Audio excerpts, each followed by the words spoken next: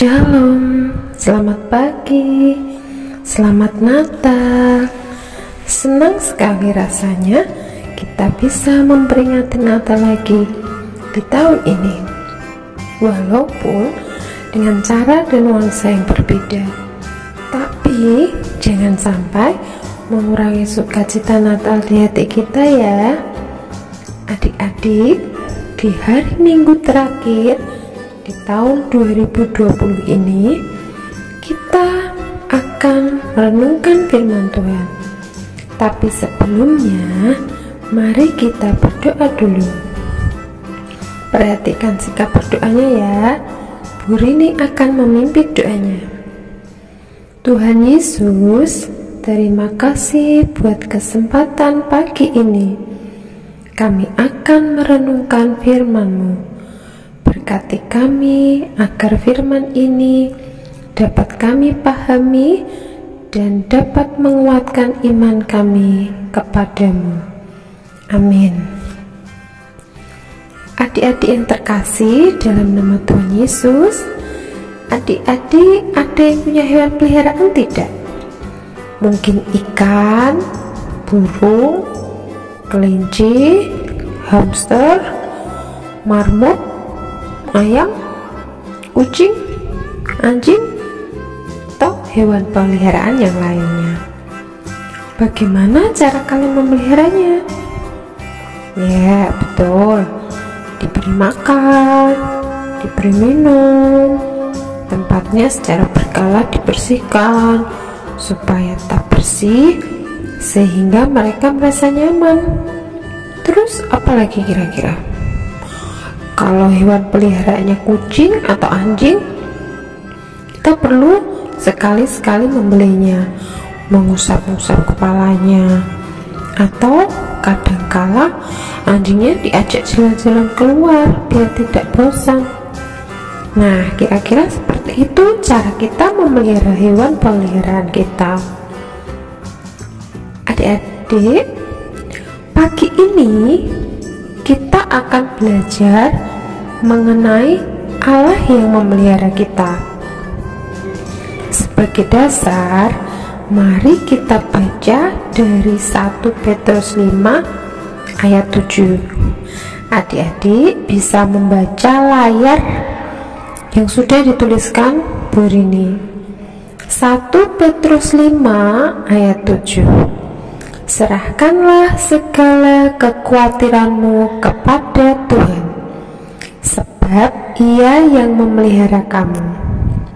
Kita ulangi, 1 Petrus 5 ayat 7. Serahkanlah segala kekhawatiranmu kepadanya, sebab Ia yang memelihara kamu.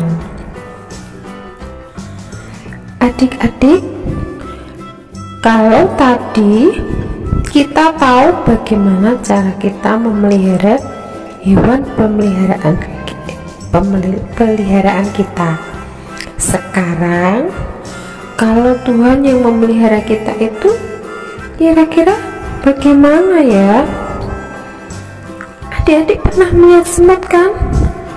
Semut itu bekerja sama mengumpulkan remah-remah atau apapun yang bisa dijadikan makanan, dan untuk persediaan nanti di musim penghujan.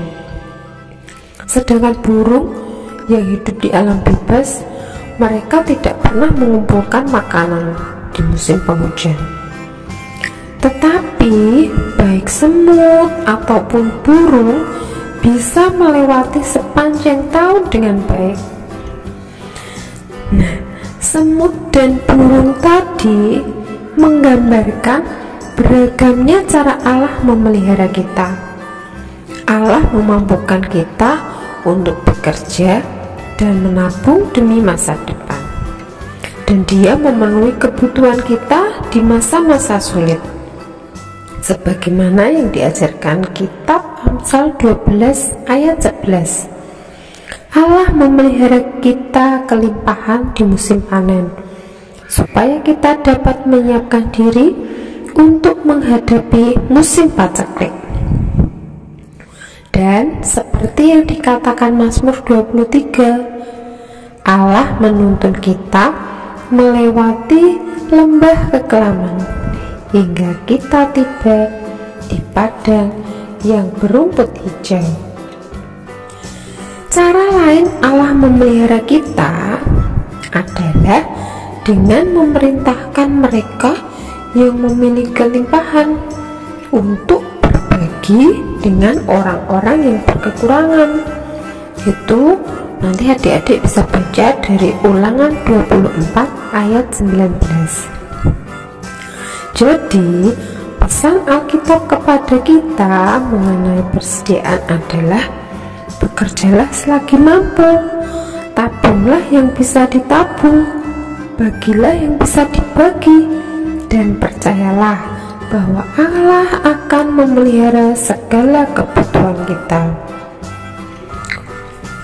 Mungkin adik-adik timbul pemikiran seperti ini, aku kan masih kecil, aku kan belum bekerja, bagaimana aku bisa memenuhi kebutuhanku? Nah, disinilah peran orang tua, yaitu sebagai wakil Allah dalam memelihara kita. Orang tua mencukupi semua kebutuhan kita, makanan, minuman, pakaian, mainan, rasa tentram, dan masih banyak lagi yang dilakukan orang tua untuk kebaikan kita. Maka kita harus menghormati orang tua, karena orang tua tadi sebagai apa? Sebagai wakil Allah di dunia. Nah, tidak ada yang harus kita khawatirkan. Burung-burung di udara saja Tuhan pelihara. Bunga bakung di ladang ditandaninya begitu indah. Tidakkah Ia akan memelihara dan mendandani kita begitu rupa? Bapa di surga tahu benar apa yang kita butuhkan, asal kita mengutamakan Tuhan. Semuanya itu akan ditambahkan kepada kita. Kadangkala kita tidak setia, kita bandel, kita tidak patuh sama orang tua, tapi Tuhan tetap setia.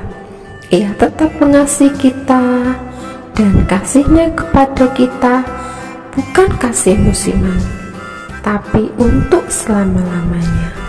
Tidak ada kuasa manapun yang dapat memisahkan kita dari kasih Kristus. Bukti terbesar pemeliharaan, perhatian, dan kepedulian Allah kepada kita adalah pengorbanan melalui putranya, yaitu Yesus Kristus, yang kelahirannya sudah kita peringati sebagai hari Natal. Nah, mari kita berdoa. Tuhan, terima kasih Engkau berjanji akan menyediakan segala kebutuhan kami. Tolong kami untuk tidak takut atau khawatir. Kami bersyukur Engkau memperhatikan kami dan mendengar seruan kami minta tolong. Amin. Nah, adik-adik, Bu Rini mengucapkan selamat Natal tahun 2020 dan selamat menyongsong tahun baru 2021. Semoga kasih Tuhan akan senantiasa menyertai dan memberkati kita di tahun depan. Amin. Tuhan Yesus memberkati.